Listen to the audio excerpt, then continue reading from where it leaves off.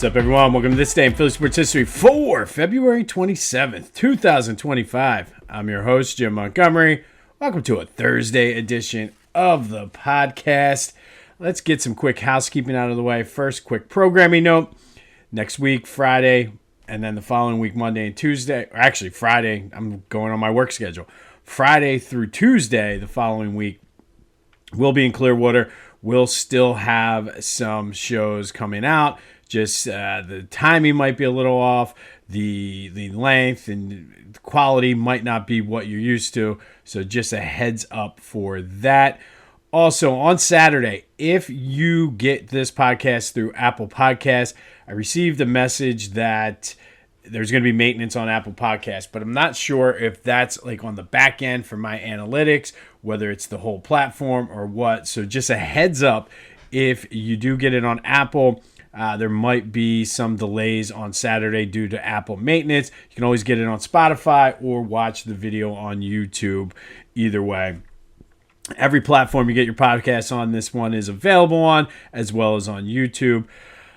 And then, starting Saturday, we're wrapping up today and tomorrow. We're wrapping up our Black History Legacy Makers with Philly Ties. We're going to start a feature in honor of Women's History Month, as well as March Madness, where we're going to spotlight some women's Big Five players that are in the Hall of Fame, Big Five Hall of Fame. So looking forward to that as well. As always, be sure to follow me on social media, Jimbo_Mont, Twitter and TikTok, on Instagram at Philly Jimbo. Subscribe to the YouTube channel. That way you don't have to worry about Apple Podcasts going down. That's at Jimbo_Mont. And then check out my friends over at onpattison.com. Great Philly sports coverage. They have a newsletter delivered right to your inbox. We were featured in there yesterday talking about the Flyers. But great Philly sports coverage, specifically with the Phillies. They do a very, very nice job with the Phillies. Even yesterday's spring training game, kind of watching the game flow or the game cast, however you want to call it. But good stuff happening over at On Pattison, so go check them out. And then the Philadelphia Sports Hall of Fame ballot is available. It was sent out to the members. Already coming back. We've started to tally and kind of look to see the trends and everything that are happening. But you have a chance to have your voice heard. The link is in the description. Fill out the fan vote. And if your vote, your ballot is most closely matches, if your ballot, I always have trouble getting this out. If your ballot most closely matches the actual induction class, you will win two free VIP tickets to the ceremony in November down at Live Casino. Basically, fill out a ballot. If yours comes closest to matching what the actual induction class is, you will be hobnobbing with all of the big wigs in Philly sports history. So go fill that out, and if you have a chance to win two free VIP tickets to the ceremony, I will be better at that tomorrow, I promise. All right, so I told you yesterday, and I didn't expect it to the next episode to be the very next day. However, the Real Housewives of the Philadelphia 76ers continues. First of all, the game. They lost 110 to 105. They were down big early, battled back, actually had a lead, 4-point lead with 3 minutes left, roughly, and couldn't get it done, couldn't close it out. Kelly Oubre was blowing kisses to the Knicks bench. Didn't really work out too well for him with that. That is now 9 in a row and spiraling out of control. But I got to say, I was actually rooting against the Sixers, and actually I was surprised they covered. I had them minus 9.5, or the Knicks minus 9.5 yesterday. But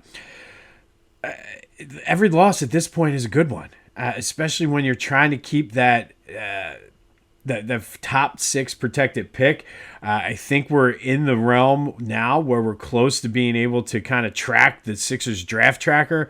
I know they're just as close to a playoff spot, but maybe starting on March 1st on Saturday, we'll start tracking where the Sixers are, because it's getting down. I think there's like 26, 25 games left. So we're close where we can start tracking that. But the Real Housewives part. So Paul George, if you do or do not know, has a podcast with a couple guys.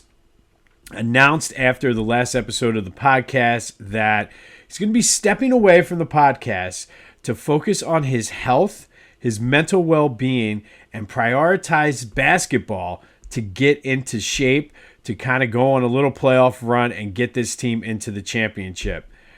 Well, lots of issues with this. First of all, as somebody who does a daily podcast and works full-time, has 2 young kids, I don't know how much this podcast takes away from my ability to exercise, my ability to hang out with my kids, and things like that. Granted, I am not a professional basketball player, so we'll see. But I guess if your podcast is taking up that much of your time, maybe you should have been focusing on basketball back in October when training camp started. Just a thought.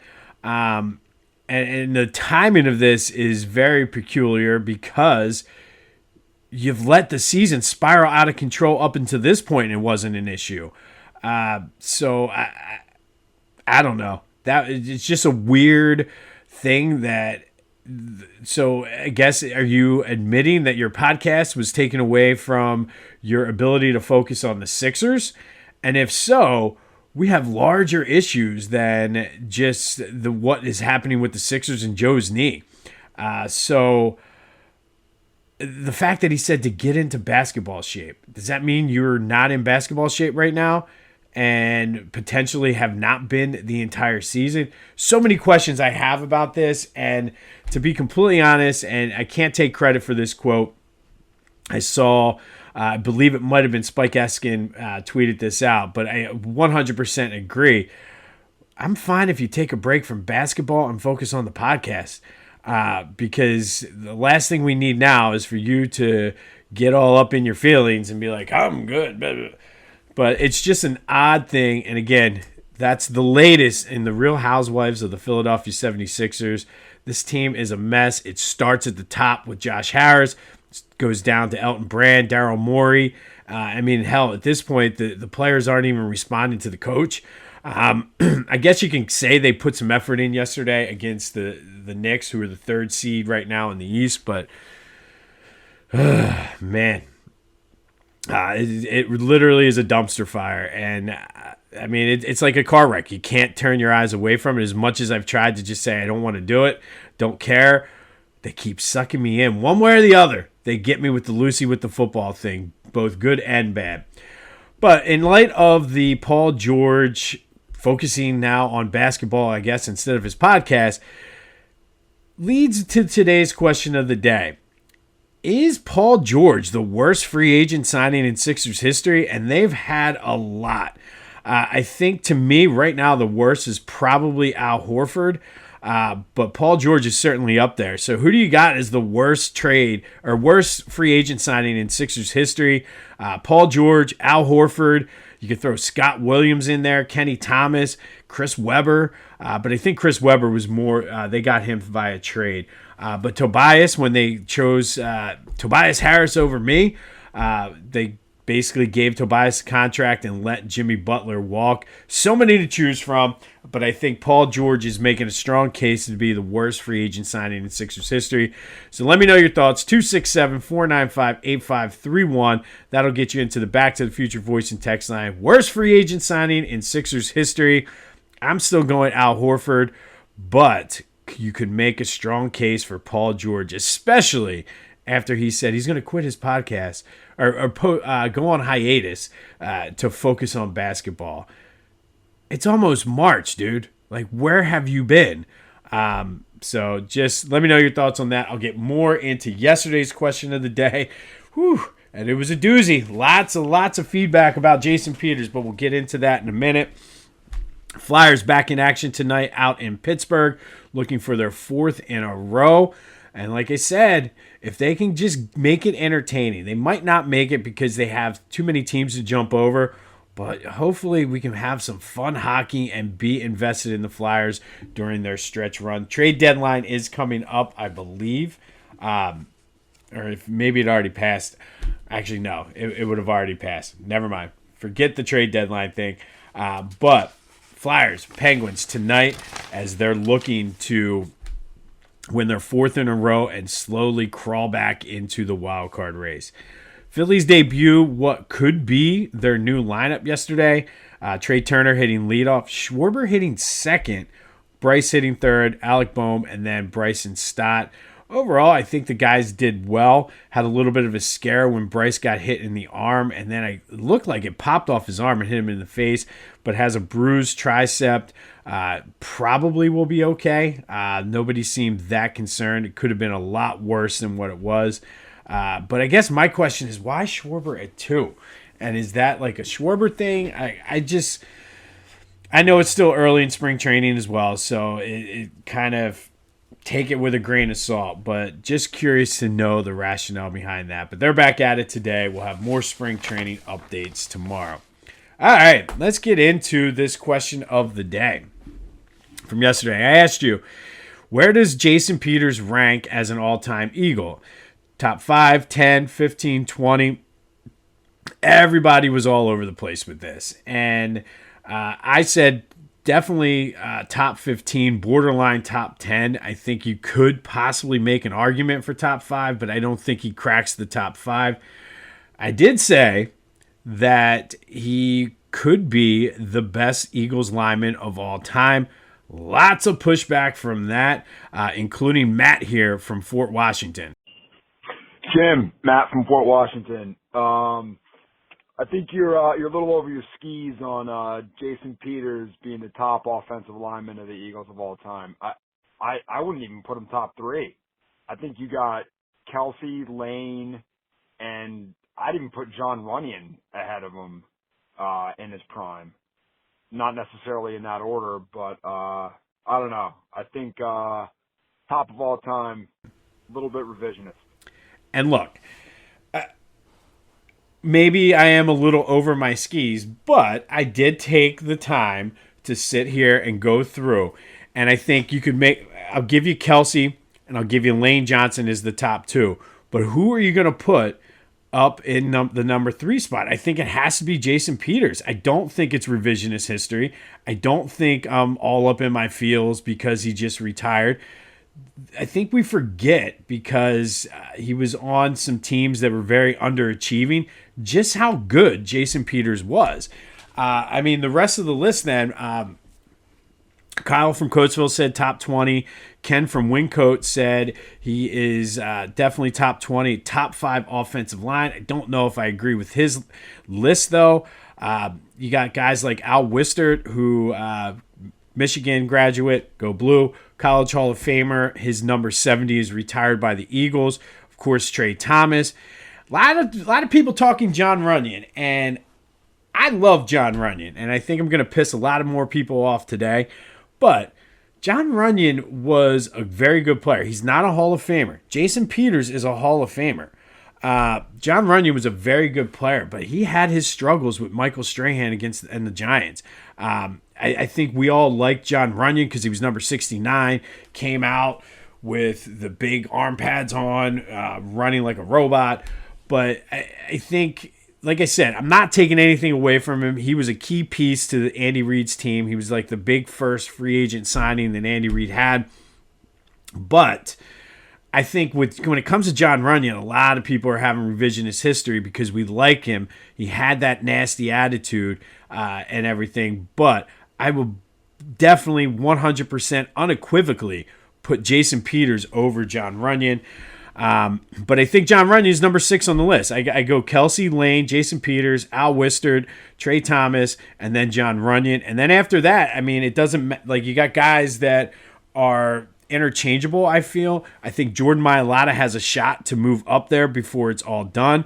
Brandon Brooks was a great offensive lineman. You got Jerry Sizemore from the 1980s. He didn't give up a sack in the Super Bowl year. Of course, the legend Stan Walters. Bob Brown, who's a Hall of Famer. Spent a lot of time outside of Philly, though.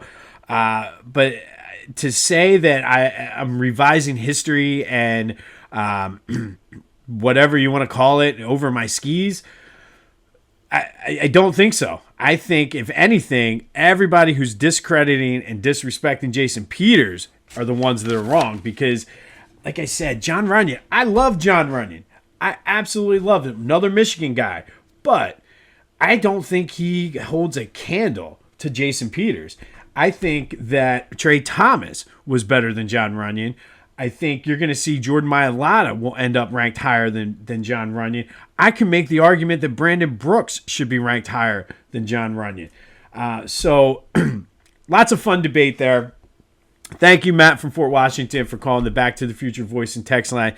Thanks for everybody who participated in this. I usually don't say this, but you're all wrong. Basically, Jason Peters is a top 15 Eagle of all time. I could make a very compelling case that if he's not top 10, he's 11 or 12 in all time for all Eagles players. But maybe I was a little over the top with the best offensive lineman. I certainly think, and I never wanted to make this podcast about numbers and stats and analytics and all the nerdy stuff. But I think if you look at the stats, you certainly could. His numbers would be comparable with that of Lane and Jason Kelce. But I have him solidly right now as the number 3. I practiced what I preach and went through. Here it is. I did my list. If you're watching on YouTube, there's the list. But I think I have him solidly as number 3. But continued. Nothing's going on this week besides the discussion of the tush push, a lot of Myles Garrett talk. So let's continue the Jason Peters conversation today if you want. But again, lots of talk about Myles Garrett, whether the Eagles should make an attempt, should not. I think if anybody's going to do it, it's going to be Howie, and Howie's going to make it work. I think there's people, I'm in the middle on this, and I've heard people on both sides of the coin, like, absolutely not, no way, don't give up draft picks, don't get this. And I think those people, we got lucky last year with that draft and the fact that we had 2 bona fide stars that started on a Super Bowl winning team. That doesn't happen too often. And I think a lot of times, especially here in Philly, we tend to overvalue. Andy Reid and Joe Banner have us trained from back in the day that you need to draft picks or this. And I think we tend to overvalue our draft picks sometimes. But the guys that are out there like, give up 2 first-round picks for Myles Garrett, I think that's a little over the top. I don't know if I want to give up a player. But at the same time, sure, it may mess up. Because truthfully, if you're going to give up any player, it's probably going to be either Nolan Smith or Jordan Davis to get Myles Garrett. I don't think the people out there that have unrealistic expectations where it's like, oh, let's give up Bryce Huff. I don't think Cleveland's going to do that. And to their credit, Cleveland also said that they don't want to give up Myles Garrett. So we'll see what happens. But I land somewhere in the middle. I'm fine giving up a first-round draft pick, maybe a second-round draft pick, maybe a player. Because again, like the end of the day, it is a business. You're trying to win your second straight Super Bowl. But to say, let's give up 2 first-round draft picks, that's over the top. And to say, oh, we got to keep the draft picks, that's a little bit overvaluing picks sometimes. And again, we got very, very lucky. I can't stress that enough. The draft that Howie Roseman had last year, that does not happen all the time. And truthfully, even the draft from 2 years ago, it took those guys a year or two, or in some cases halfway through this season, to really find their niche. So if you're going to get a guy like Myles Garrett, he's going to come right in. He's already established. So I think just like they did with A.J. Brown when they gave up a first-round pick for A.J. Brown, I would give up a first-round pick and some other picks for Myles Garrett. I don't know if I give up 2 first-round picks. Maybe Myles Garrett 3 years ago, but we'll see how it plays out because it's all speculation at this point because Myles Garrett officially is not even on the trade block right now. But we all know how that works out with general managers.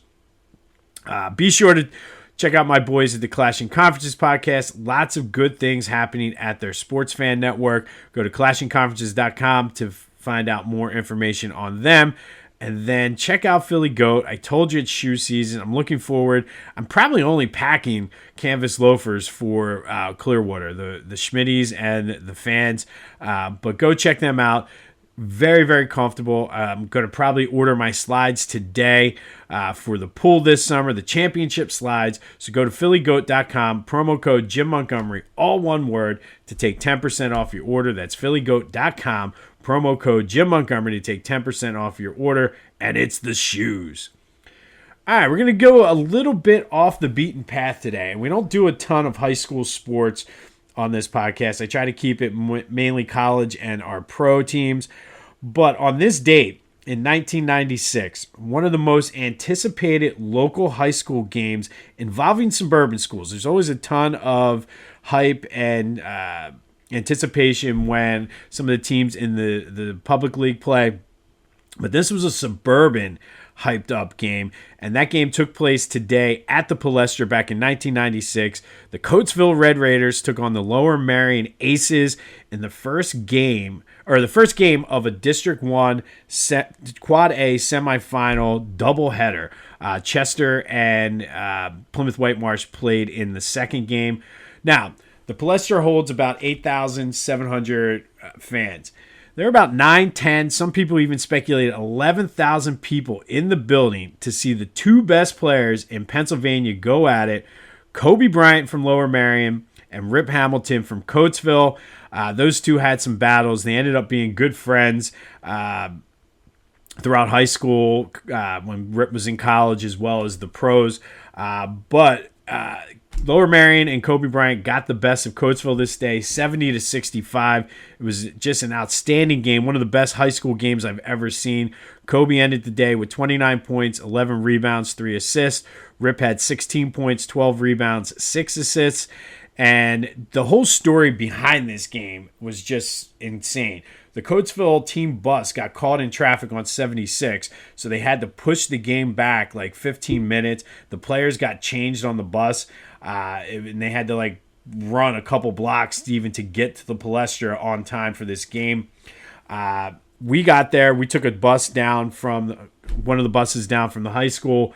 Got there with my brother. It was so packed. We ended up having, we didn't even have seats. They have the bleachers there, but we had to sit in basically the aisle, on the stairwell, because people were scalping tickets. Everybody wanted to go in and see this game. And it didn't disappoint. From my perspective, Coatesville had not their best shooting night, or they could have won this game. But Kobe was as advertised. He took an alley-oop, reverse alley-oop from the three-point line. It just was absolutely it was one of the best dunks I've ever seen any level, let alone a high school game. And it happened right in front of the basket that we were sitting behind. Jim Calhoun was in attendance, as he was, I think at that point, Rip had already verbally committed to UConn. But to me, it was all about the rivalry. Kobe and Rip. Rip didn't even know who Kobe was, because times were different back then, no internet. But they had a great rivalry. Kobe got the best of him in high school, winning all three games they played. All three were legendary games that went down to the wire. Rip, though, got his revenge in the 2004 NBA Finals when the Detroit Pistons knocked off the Los Angeles Lakers. But they were teammates on AAU. They were both McDonald's All-Americans. They're both Philly Sports Hall of Famers. And like I said, usually you see hype like this for public league games, but this was a hyped-up game for two suburban schools, and it was an absolutely great game. Kobe and Lower Merion would go on to win the state championship that year. Unfortunately for Coatesville, I think that game sort of broke their spirit as they lost in the district consolation game and then lost their first game in the playoffs. I really think because it was that was the game they should have on the biggest stage they had. But on this day back in 1996, Kobe Bryant versus Rip Hamilton down at the Palestra, District 1 Quad A semifinal game. Just one of the greatest high school basketball games I've ever seen. And because they're two local legends, that's why I wanted to discuss a little high school hoop today on a Thursday. Finally today, our Black History Legacy Maker with Philly ties is Ray Rhodes. Ray Rhodes was a 10th round pick out of Tulsa as a cornerback. He played in the NFL for the Giants and the 49ers. After the 1981 season, he got into coaching with the 49ers, so he is part of the Bill Walsh, and then he went to Green Bay with Mike Holmgren, so he's part of both of those coaching trees. After helping the Niners win the Super Bowl as their defensive coordinator, Super Bowl 29, he was hired by the Eagles to be their next head coach, replacing Rich Kotite. It was Jeffrey Lurie's first hire as a head coach, first head coaching hire as the owner of the Eagles. And he in the process, Ray Rhodes became the first black head coach in Eagles history. And he got the most out of his players. They were kind of a slightly above average team talent-wise, I guess you could say. A lot of aging stars from the Buddy Ryan days. But the first 2 years, he led them to 10-6 records, playoffs both years, got that playoff win against the Lions in the wild card round in 95. But ultimately, lack of having a quality NFL quarterback got to him. He ended up going 6-9-1 and then 3-13. If you remember, that was the who was the guy's name? He was supposed to be the was it Brad Gable? No, not Brad Gable. I forget the quarterback's name. It'll come to me. But ultimately, after that 3-13 season, he was fired as Eagles head coach. Did go 29-34-1, 1-2 in the playoffs. Known more for his motivating. Sometimes it was controversial, where he did a lot of yelling, screaming, challenging guys' manhood. I think ultimately he got the most he could out of those players. But thank you, Ray Rhodes, for some great memories. He was the head coach for 4th and 1. He was the head coach for the James Willis, Troy Vincent interception return in Dallas. He brought Troy Vincent here. I believe he also brought Hugh Douglas here too. Two key pieces for the Eagles during the Andy Reid era. I believe he also was really part of the reason they drafted Brian Dawkins as well. He brought Ricky Waters here from San Francisco. And obviously the high point was that playoff win where they threw up a 55 spot against the Lions down at the Vet. But most importantly, thank you, Ray, for breaking barriers and paving the way for future head coaches, a struggle that, quite frankly, still goes on in the NFL today. There's way more black head coaches now than there's ever been in the NFL, but it's still a struggle, and the fact that it's even a topic of conversation now is absolutely insane. But thanks to guys like Ray Rhodes, Tony Dungy, Art Shell for sort of paving the way for today's black head coaches. So Ray Rhodes, Eagles' first black head coach, is today's Black History legacy maker with Philadelphia ties. On this day in 1996, PIAA District 1 Quad A semifinal down at the Palestra, Lower Merion beat Coatesville 70-65 in a game that featured two future NBA stars and Hall of Famers in Rip Hamilton and Kobe Bryant. Both are Philadelphia Sports Hall of Famers. Obviously, Kobe's in the Naismith Hall of Fame. Rip is in the College Basketball Hall of Fame. He's probably a borderline Naismith Hall of Famer. I don't necessarily think he'll get in, but he's borderline. I was actually talking about him with my daughter the other day after her basketball game, talking about how he moved without the ball and was great on a catch and shoot. But that all happened on this day back in 1996. Be sure to let me know your thoughts on the worst free agent in Sixers history. Is it Paul George? Is it Al Horford? Is it Tobias? Tobias effing Harris over me? And now that I think about it, Tobias Harris could make a run for Al Horford there. But also continue to let me know the Jason Peters thing. Tell me why I'm wrong. Tell me why I sound like the Backstreet Boys now. Tell me why everything is wrong with what I'm saying. We'll be back with another action-packed episode tomorrow on a Feel Good Friday. But for today, this has been This Day in Philly Sports History for February 27th, 2025. My name is Jim Montgomery. Go have yourselves a Thursday. And until next time, I'll see you when I see you.